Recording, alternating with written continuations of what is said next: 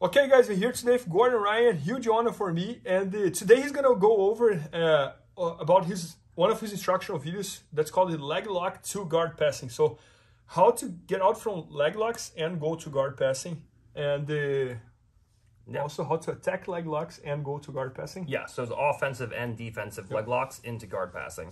And this is an interesting one because a lot of theory and timing. Like we've seen the leg lock defense, obviously, that was the one before this. And we've seen, I have multiple guard passing videos. So you've seen the guard passes, you've seen the leg lock defense and the counters. But this instructional is kind of not just the how to do these things. Obviously, there's new moves and everything in there, but it's the when and why to do these things. Like we have a lot of individual moves and systems, but chaining them together and the timing of when to use move A versus when to use move B is a super important thing that people kind of overlook, and it's kind of the student's job just to figure it out over time of, okay, I should use this move versus this move. Whereas this instructional is the theory on, okay, you have 5 moves and you can pick any of these 5 moves, but why is move 2 better than move 5 right at this exact moment? So we've seen the leg locks, we've seen the escapes, we've seen the guard passes. So now it's, okay, I'm going to roll out of a heel hook defensively, and at this exact moment, now's the time to go into a body lock, or now's the time to go into a knee cut, or now's the time to go into XYZ. And then on the flip side of that coin, we're in offensive leg locks, and my partner goes to give me a certain defensive reaction, and okay, you have 3 moves, why is move 1 better than move 3? Yeah. So it's obviously new moves and then combining of moves, and you see the technique, but it's a lot of theory and timing on when to use what move in given positions. Can you show some examples, Gordon? Yeah. So like if you go in for a heel hook on this side, like you'll probably want to back up a little for this. Yep. And no, you stay, Bernardo. Okay. So if he goes to heel hook me, for example, and we go into a rolling escape from here, and I go into a rolling escape, most people, when you move out of a heel hooking position and he loses it, he's just going to expect to go in and start in a neutral position. And there's kind of this unspoken rule where I escape, I hit my escape, he fails his offense, and we kind of just restart neutral, and then we go back into it. So I can go into a rolling escape from here, and as I go to start rolling, I come out into this position, I roll out, and now as Bernardo goes to sit up, instead of going back into a neutral position, he's sitting up, and boom, we come right into a body lock. Yeah, that's incredible. So it's this kind of timing thing on, instead of just escaping, and then, okay, now we're back into neutral position. The second we're here, it's all about the timing. Yeah, so I extract my leg, Bernardo's on his back, just lay down to your back, and the second he goes to come up, boom, we just come in, and now we're right into a guard passing. When the second he goes to come up, again, we go to get up. The second he goes to come up, we just bat the legs, and now we're into a side body lock.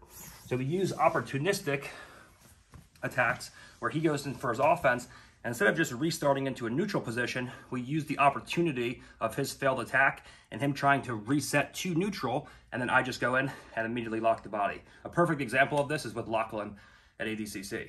The second I extract my leg, he goes to sit up into what he thinks is a neutral position, and I just jump right into a body lock, force half guard, and then go into my guard passes. Yeah, no, I see you doing that all the time. And many times when we analyze the greatest in Jiu-Jitsu, the connection is what makes the difference. Like they connect things much better than any other person. Yeah, and Buchecha is a master of this too.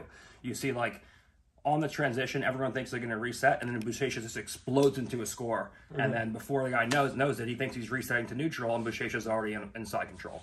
So you see a lot of the great guys in the sport using opportunistic setups. So you have setups which are deliberate, where you physically work your way into position. You have step 1, 2, 3, 4, 5, and then you have the opportunistic side of it, which no one really talks about often, where through a transition, through a scramble, there's the opportunity where you see it, you take it, there's a half a second there where if you miss that half a second, you're going to lose the position altogether or lose the opportunity. But you pull the trigger in that half second, that 1 second mark that you have, and boom, you get to a score or you get to your own submission. Yeah, no, I fully agree. And Gordon, can you show an example of the opposite? You go for the attack, I was able to defend, and you connect something right away. Yeah, of course. So if we're in like a cross ashi, for example, where I have your leg across here, and now Bernardo goes in, and I'm trying to dig for his heel, and if he turns towards me and allows me to dig for the heel, he gets finished. So what he has to start doing is he has to start turning away. As you start turning away, from here, I'm just going to split my legs open, and now I'm just going to take my leg and pummel it into this position. Man, that's not good. Where now, if Bernardo turns away, he gives me his back. he has to turn towards me, and as he turns towards me, he comes right onto a side body lock, and now we can start pitting him and going for our attacks like that. Man, that's incredible. And so if we go too late, the problem is if I stay here and you try to turn and I go too late from here, now I'm too far away a lot of times and you recover. Yeah. So I have to use the opportunity, and I have to time this correctly, where the second I feel the heel's no longer exposed, we just extend the leg and we tuck our leg in. Good. And now I'm close enough where I can just grab the hips, where now you're in a dilemma of either you get your back taken, or if you turn towards me, you get your guard pass and you start coming into all of our positions where we can go body lock, tight waist, and start passing from there. Yeah. So we can use this offensively and defensively to use the opportunity of his either offensive attacks or defensive posture to come up and create a game where we can go into either guard passes or back takes, which is what will be next, where we go the trilemma between leg locks, offensive and defensive, guard passes, and back takes. No, that's incredible. No, and I love the fact that for this one, for example, when you, that 1 second that you felt that I escaped, your head, like your legs moving and everything, and the body lock was kind of like just waiting for me, almost like a ball strap. Because if you go too late, then you miss it completely. If you go too early, then the guy's ready for it, so he has to be turning away, but he can't turn too far away, and it's that 1/2 a second where if you miss that 1/2 a second, you lose it completely, and it's recognizing that opportunity as it presents itself, so you can come in and get to your lock, get to your pass, and then go into work.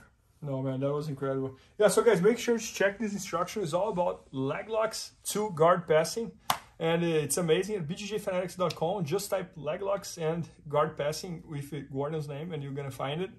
And thanks so much, Gordon. Thank you. Please help me out to grow my YouTube channel. Just click subscribe, and to watch more videos, just click under see more videos. I hope you enjoyed. IBJJFanatics.com. Use the promo code YouTubeFaria to get 10% off any instructional video. Improve your jiu-jitsu faster.